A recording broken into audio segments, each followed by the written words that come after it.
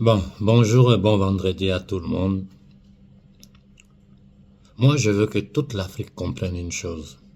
Il faut que nous comprenions ça pour pouvoir avancer dans le combat que nous faisons. On ne peut pas s'asseoir.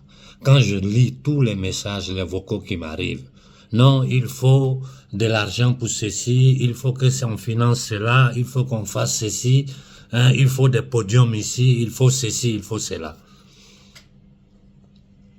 Mais est-ce que vous vous rendez compte sincèrement du combat dans lequel nous sommes?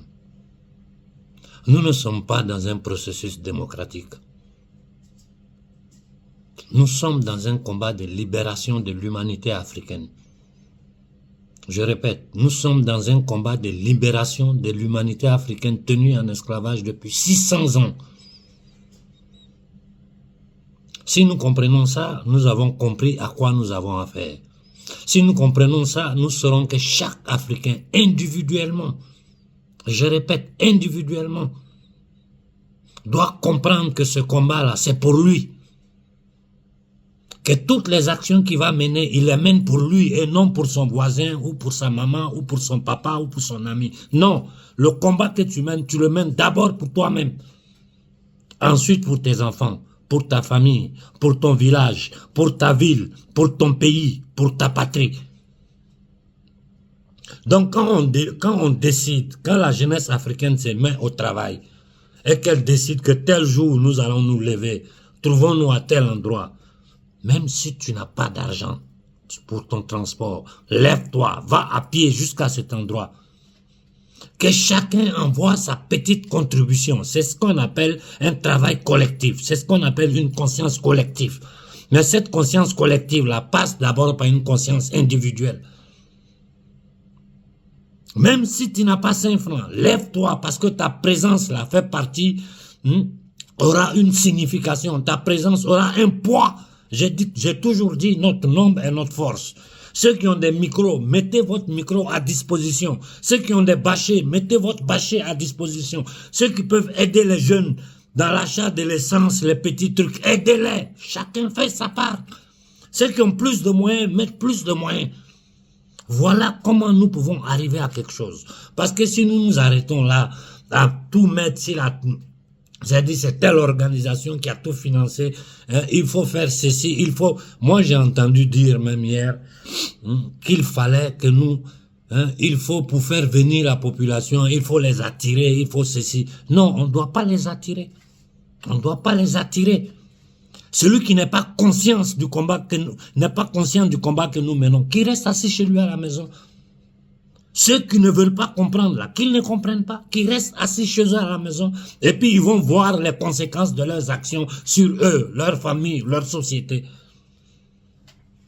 Donc j'ai dit ici à tous les Africains, dans ces 3 capitales là, même le Sénégal, un peu partout en Afrique, il faut se lever pour envoyer un signal clair à la CEDEAO. Et que chaque Africain doit faire sa part. Jeunes, vieux, enfants. Tout le monde doit faire sa part. Tout le monde doit mettre sa contribution. Quand déjà des frères qui n'ont pas de moyens se mettent devant, ils forment des groupes, ils réunissent les gens, ils donnent une date, ils donnent un lieu où se trouver là. Chaque Burkinabé doit comprendre l'importance du travail qu'ils ont fait. Chaque Malien doit le comprendre. Chaque Nigérien doit le comprendre. Chaque Sénégalais doit le comprendre. Chaque Ivoirien doit le comprendre. Chaque Congolais doit le comprendre. Toute l'Afrique doit comprendre que quand je me lève là, je ne vais pas pour quelqu'un, c'est pour moi-même je vais. Et que celui qui a un peu plus de moyens doit mettre ses moyens là à la disposition de la collectivité. Nous sommes dans un combat collectif. Le personnalisme, l'ego, le moi là, laissons ça à côté. Regardez les conditions de notre continent. Regardez notre condition. Nous sommes nés dans un paradis. L'Afrique, c'est un paradis sur terre. Mais nous sommes dans la misère, nous sommes dans la souffrance, nous sommes humiliés partout dans le monde.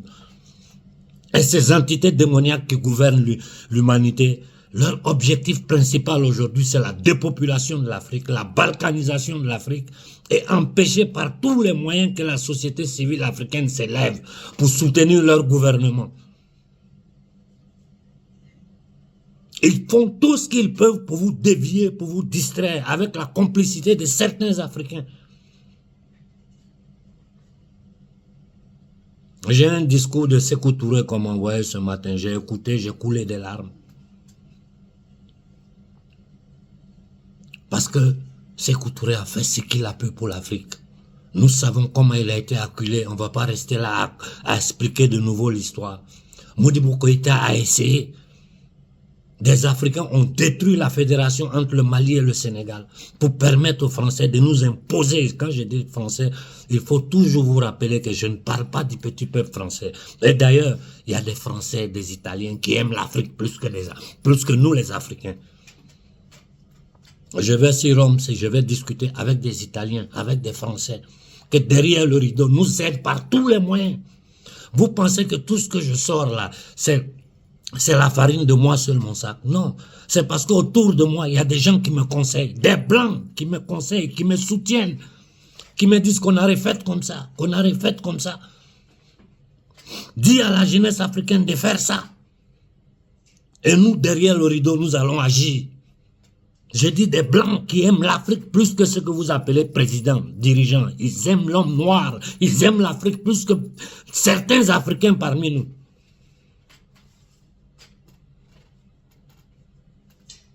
Donc vraiment, je vous en prie, c'est pardon je vous demande. Que chacun s'élève, que chacun comprenne qu'il va pour lutter pour lui-même. Que chacun comprenne que sa présence est indispensable. Jeunes, vieux, enfants. Tous les endroits où vous avez décidé de vous réunir, il faut que tout le monde soit là. Avec des discours clairs, vous savez quels sont les discours, quelles sont les paroles, quels sont nos objectifs. L'abolition du franc CFA, la destruction de la CEDEAO, la création des associations afro-africaines sur tous les plans. Il faut d'abord ces pas-là pour pouvoir enclencher un processus de développement économique de l'Afrique. Parce que tant que nous serons dans ces blocages du franc CFA, dans ces blocages de ces accords criminels contre l'Afrique, nous n'irons nulle part. Aujourd'hui, on ne peut rien faire sans passer par la France ou par l'Europe. Ce sont eux qui vont aller supervisionner les élections au Congo. Quand nous savons qu'ils ont leur candidat qui veulent imposer un Zambien, on ne sait même plus de quelle nationalité il est. Il faut que nous prenions conscience, sincèrement, profondément, au fond de notre âme, du combat que nous sommes en train de mener. C'est un combat de libération de l'homme noir. Et je vous jure que si l'Afrique s'élève, c'est tout le monde entier qui va changer. Parce que ces batraciens qui gouvernent le monde là, sans le contrôle de l'Afrique, tout leur plan est gâté. Et ça, les Occidentaux conscients le savent très bien. Regardez la France aujourd'hui. La France peut se présenter devant l'Afrique pour parler de démocratie après ce que le gouvernement français fait aux Français de souche.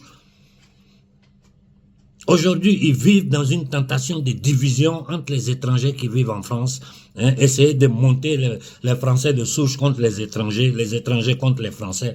Dans ce piège-là, personne ne doit plus tomber. Le système kabbalistique, criminel, assassin qui gouverne ce monde-là vit dans la division. Diviser les Juifs des musulmans, les musulmans des chrétiens, les chrétiens des Juifs, les Blancs des Noirs, les Chinois des Africains. Ils vivent dans la division. Ils vivent dans le chaos. Regardez le monde. On ne parle que d'armement. Les lobbies, les industries d'armes sont en train de s'enrichir. L'Amérique, la même Amérique qui livre les armes à Israël pour bombarder un peuple, le peuple palestinien, la même Amérique l'a dit, elle va envoyer de l'aide humanitaire aux Palestiniens. Regardez comment ils jouent toujours sur les choses. Et je vous ai toujours dit, la société civile israélienne consciente n'a rien à voir avec ça. Ce sont ces politiciens, cette guerre-là, c'est l'Amérique qui est derrière ça. Quand je dis l'Amérique, je parle de l'élite satanique qui gouverne l'Amérique, l'élite satanique qui gouverne l'Europe, parce que l'Union européenne est une création de la CIA. Ce sont ces gens-là Hein. Ils n'ont même pas encore fini hein, d'exterminer les Palestiniens. Ils se sont déjà divisés le gaz, le pétrole de tout Gaza. Ils ont déjà partagé les multinationales. Chacun connaît sa part. Voilà dans quoi nous sommes. Ce qui se passe à Gaza doit nous donner à réfléchir. Donc, je répète encore une autre fois. Chaque Africain doit prendre ses responsabilités. Chaque Africain doit se lever parce qu'il s'agit de son futur. Il s'agit du futur de sa famille. Il s'agit du futur de son enfant.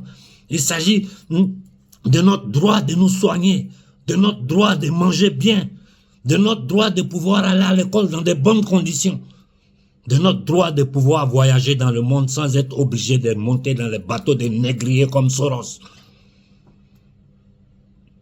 Ce n'est pas acceptable que des jeunes Africains soient enterrés dans des fosses communes en plein Sahara.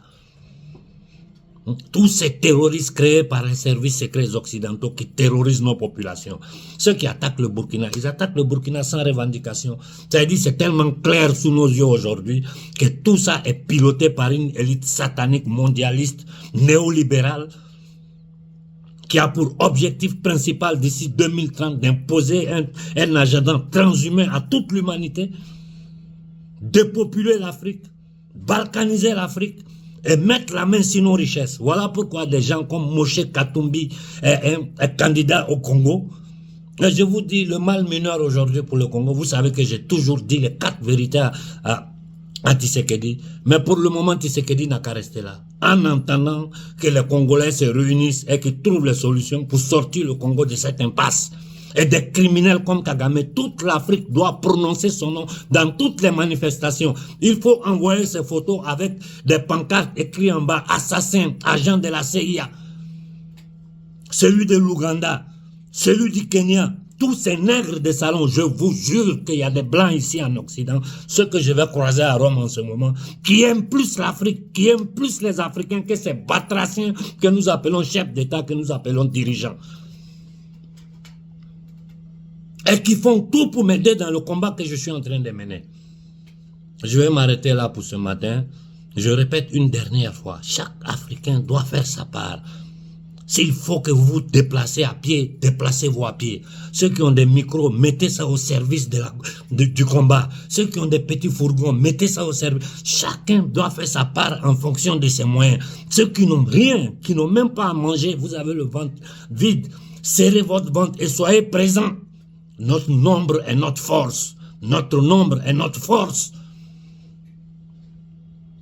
Si nous réussissons à nous unir, à nous lever, vous allez voir que d'ici quelque temps, la situation africaine va changer.